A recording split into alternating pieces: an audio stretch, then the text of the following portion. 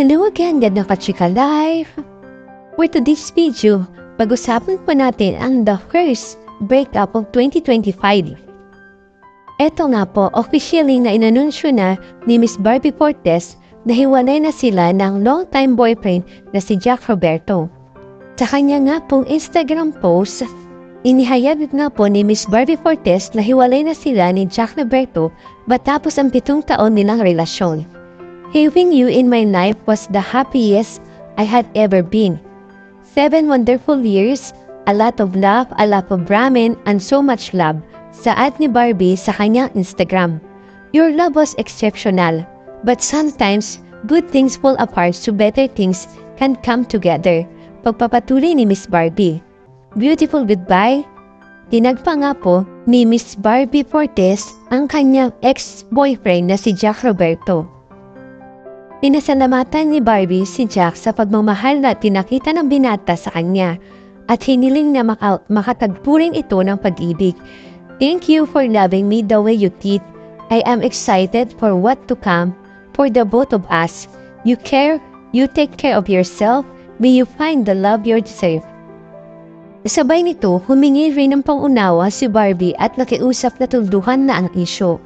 I hope for everyone understanding and I wish you can help us put this matter to rest. Anang Sparkle Actress. Maraming fans na nalungkot, syempre nang hinayang kasi 7 taon din po yung pagmamahala na binahagi po ni Barbie Fortes at ni Jack Roberto sa isa't isa. Samantala, bumalik naman po natin at silipin ang mga naging trending na usapan nung nakaraang taong 2024. Sa pagpasok ng 2025, sula pa ng mga naging trending sa showbiz sa bansa. Mula sa sampahan ng mga reklamo, pagkabilanggo, pagkataksil at nilipabang nakakagulat ng mga revelasyon. Unahin po natin si Mr. Ricardo Cepeda, nakalaya na mula sa kasong syndicated estafa. Matapos ang halos 11 buwan na pagkadete, pansamantalang nakalaya ang aktor na si Mr. Ricardo Cepeda mula sa kinahaharap na kasong syndicated estafa. Nauna na iginiit ni Ricardo na modelo lamang siya at wala siyang kaugnayan sa inirereklamong kumpanya na sangkot umano sa panloloko. At eto po, Miss Bea Alonzo, sinampahan ng reklamong cyber-libel sina Mr. Ogie Diaz at Christy Fermin. Sinampahan ni Bea Alonzo ang tatlong magkakahiwalay na reklamong cyber-libel. Ang showbiz columnist na si Mr. Ogie Diaz pati na rin ang kanilang co-host sa kanilang online program, nagsampa rin ng reklamo ang kapuso actress laban sa isang online basher na nagkukunwa rin umanong malapit sa kanya. Batay sa reklamo ni Miss Delia, biktima siya ng maling, malisyoso at nakakasirang impormasyon mula sa isang tao na nagkukunwa rin malapit sa kanya. Dahil nilabas naman at tinalakay sa mga online show ni na Miss Christy Fermin at Mr. Ogie Diaz na wala namang basihan. Sa kanyang pahayag, sinabi ni Ogie na gusto pa rin niya magkatuluyan ng aktres at dati nitong fiance na si Dominic Roque. Itinanggi rin ni Miss Christopher Min ang mga aligasyon ni Bea na sinabing handa niyang harapin ang reklamo. At syempre, isa rin din po itong naging trending noong 2024. Nadia Montenegro kinumpirmang may anak sila ni Baron Gessler. Kinumpirma ni Miss Nadia Montenegro noong Hulyo na si Baron Gessler ang ama ng kanyang bunsong anak na si Sofia. Ayon kay Nadia, inilayo niya noon si Sofia mula kay Baron dahil may pangako umano si Baron kay Sofia na magkikita sila ng personal ngunit hindi tumupad ang aktor. Hindi rin nagustuhan ni Nadia ang pagkwento ni Baron sa isang interview na may isa pa siyang anak sa ibang babae. Dumako naman po tayo sa kwento ni Miss Ai de las Alas at asawa nitong hiwalay na. Kinumpirma naman ni Miss Ai de las Alas sa Fast Talk with Boy Abunda noong November na hiwalay na sila ng kanyang asawa na si Gerald Sibanyan. Inilahad ng aktres na hindi nila pagkakaroon ng anak ni Gerald ang isa sa mga dahilan ng pagwawakas ng 10 taon nilang pagsasama. Isa rin po ito na trending na ikinagulat po ng marami. Neri Naig inaresto dahil umano sa estafa. Inaresto si Miss Neri Naig Miranda dahil sa estafa umano at paglabag ng Securities Regulation Code sa basement ng isang convention center sa loob ng isang Pasay City Mall noong November. Ang aktres ay endorsed at franchise ng Dermacare na nahaharap din sa kasong paglabag ng Securities Regulation Code.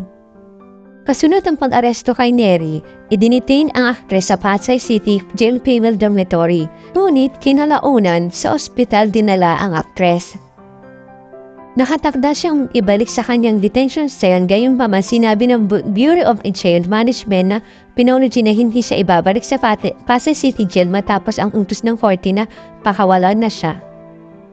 Ito rin pa, Sandro Mola at versus dalawang independent contractor. Nagsakampa ng reklamong pang-abuso ang aktor na si Sandro Mola laban sa dalawang independent contractor ng GMA na sina Jojo Nunez at Richard Cruz. Iginiit naman ng dalawa na hindi totoo ang bintang laban sa kanila at sinabi nilang hindi sinasalamin ng mga aligasyon ang tunay umanong nangyari. Inalahad ni Sandro ang ilan sa mga pangyayari sa pagdinig sa Senate Committee on Public Information. At kinumpirma ng panitan nilang text messages ni Nunez noong madaling araw nang mangyari ang aksidente na nagsabi umano sa kanya na may mga kasamang drama people sa kwarto.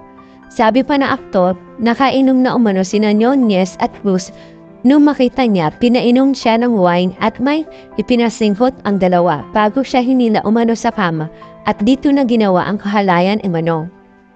Inasuhan ng Department of Justice sina Nunez at Cruz dahil sa kaso umano kay Sandro, bagay na iaapi na ng dalawa.